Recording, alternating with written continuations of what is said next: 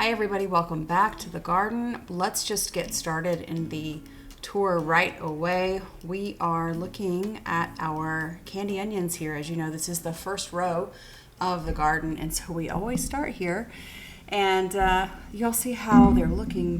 This is a row, I call this my show row, or my row for show. These guys have anywhere between 6 and 8 leaves on them, so they're doing great. They've been in the ground for 2 months now, which is pretty impressive. I keep thinking I just planted them, but I didn't. They've been in the ground for a while. They're doing really well, and they look a little dry in this picture, but not to worry. We've had about 5 or 6 days of rain since this particular video was shot, so they're all good. And in the rows next to it, you can see we have done a lot of cleaning out of some of our brassicas that had gone to seed and cleaned all of those out. As a matter of fact, some of them were left over from the winter collards that we had planted, and yet still others were just the kale that we had planted for last year. So regardless, those are all cleaned out. We have almost 3 whole beds that are cleaned and waiting for new brassicas to go in. And we're going to take a quick look at these beets and carrots here, but then I'm going to scoot you back over and you're going to look at that empty space again. We have put some fertilizer in that soil already, so it's going to be really ready to go for this new tray of goodies that I've got to go in here. I have a lacinato kale variety called Black Magic from Johnny's. Also a ton more of the Swiss chard, the bright lights as you'll see here, and then a lot of blue curled Scotch kale to the right side of that tray. So I'm gonna guess I have about 60 plants in there that will be ready to transplant. Honestly, if I put them out now, they'd be ready, but I want them to get a little bigger first before I put them out there. And you can see the beets that we're eating off of. We're not selling them. There aren't quite enough to sell, but we are enjoying those at home. And those were overwintered, if you remember, and they're getting quite large. I'm giving you a close-up here so you can kind of see how big some of them are. And I don't typically like to have food in a single row for this long because that bed space is very valuable to me. However, we do love beets, and we are just going to keep eating off of these until they're gone. And more close-ups for you. These are the embryonic beets. I'm not sure if that's how you say it. Anyway, when you plant the beet, you only get 1 beet embryo instead of a ton, so no thinning involved. This is my beautiful bed of Napoli carrots, just growing along at a great clip.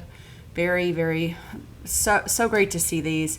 You're going to see in a future little clip here that they've grown big enough for me to start to harvest/thin them. They are bigger than thinnings, but they're not quite full size. I suppose you'd call them baby carrots. And so they are at a baby carrot stage. These are scallions that I'm showing you here. And these video clips were taken on a couple different days. So I wanted to make sure you got a full shot of all of these goodies. So this, again, are the scallions. These are onions, overwintered long day onions, or short day onions, I mean. And here are the carrots. You can see they're bigger than thinnings and not quite full size, but they do look good. And back to the overwintered short day onions. These are planted for the family. There's about 70 some odd onions here. I don't plan on selling them. I haven't pulled them yet because they got a late start.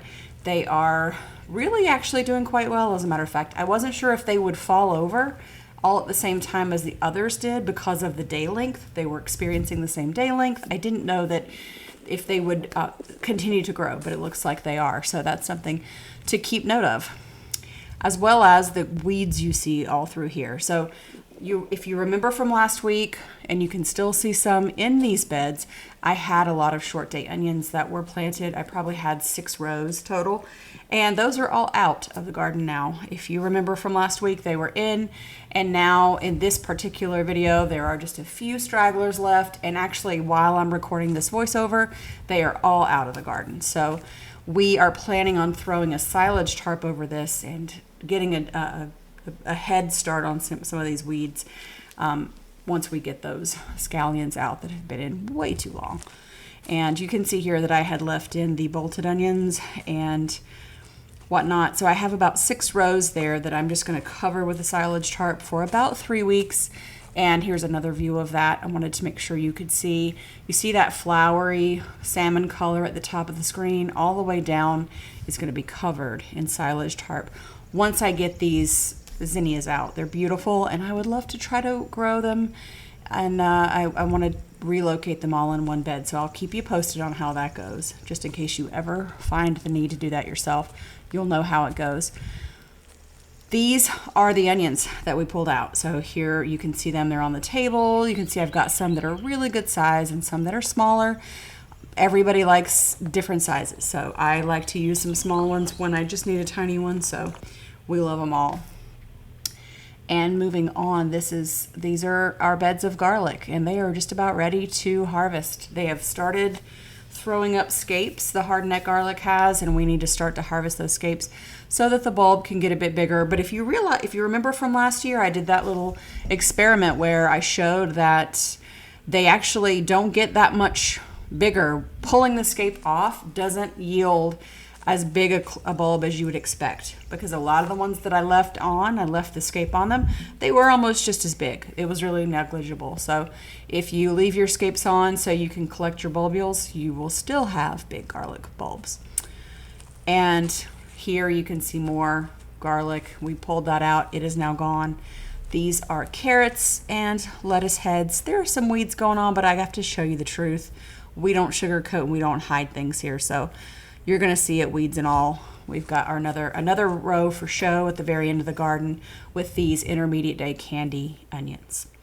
And I wanted to show you these this is a fun view of our tomato plants. This was last week. Honest to goodness, you guys, these tomato plants right now are hip high almost.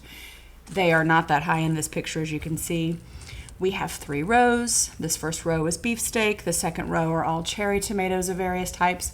And the final row is our beautiful beefsteaks and heirloom varieties that I love to grow. But this is a total of about 240 plants just in this particular plot.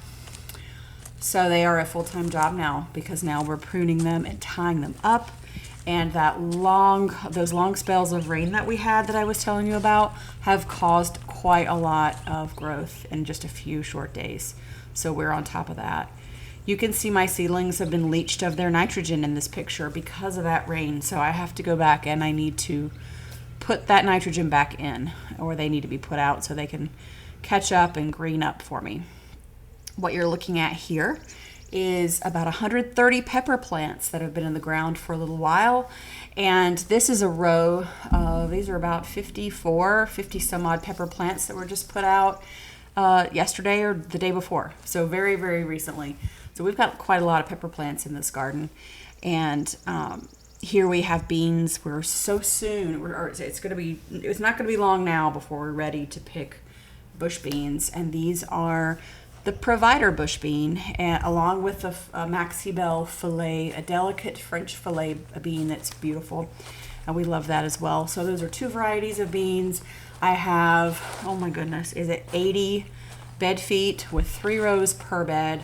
So we have a lot of green beans to pick. And as soon as we start to have them, which they have flowers on, so now that they're flowering, it's honestly probably going to be 2 to 3 more weeks maybe, and we're going to have a lot of fresh green beans.